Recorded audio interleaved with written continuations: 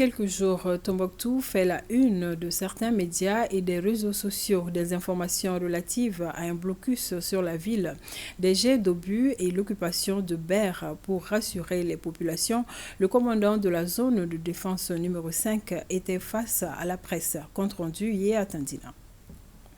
Rassurer les populations sur les questions sécuritaires à Tombouctou, l'évolution de la situation sur le terrain et les dispositions en cours après l'occupation de Ber par les FAMA sont entre autres les sujets abordés par le commandant de la zone de défense numéro 5 au cours d'un point de presse. Il s'agit pour l'officier en charge de la sécurité des deux régions Tombouctou et Todani de stopper les rumeurs relatives à un blocus sur la ville, l'étouffement de la ville et le déplacement des populations.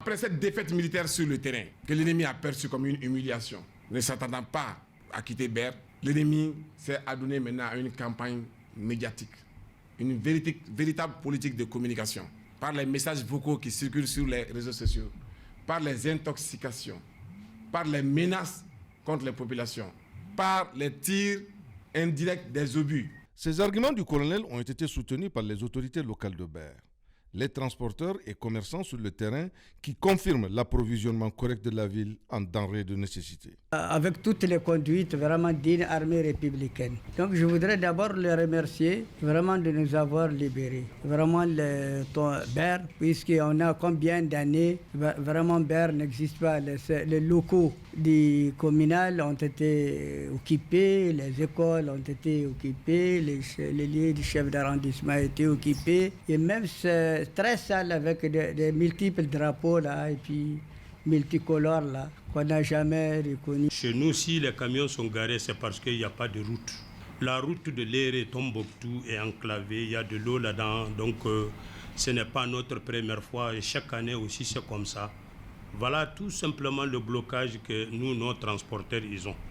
Et du côté de Bambara-Moudé, l'autre jour, on a évoqué ce problème avec le même commandant de zone. Ce qu'il nous a dit, c'est vraiment pertinent parce qu'il nous disait que ça ne relève pas de leurs compétences.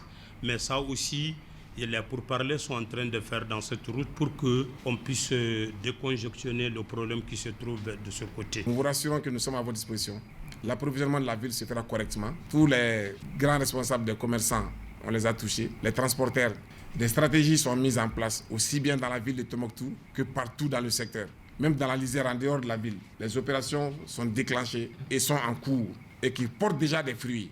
Ces actions seront renforcées dans les principales villes, sur les principaux axes d'approvisionnement, en accord avec les commerçants et avec les transporteurs.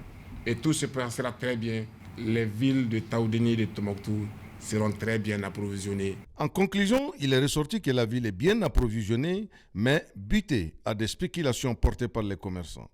Une assurance a été donnée par le commandement militaire de traquer l'ennemi dans son dernier retranchement, partout dans les deux régions.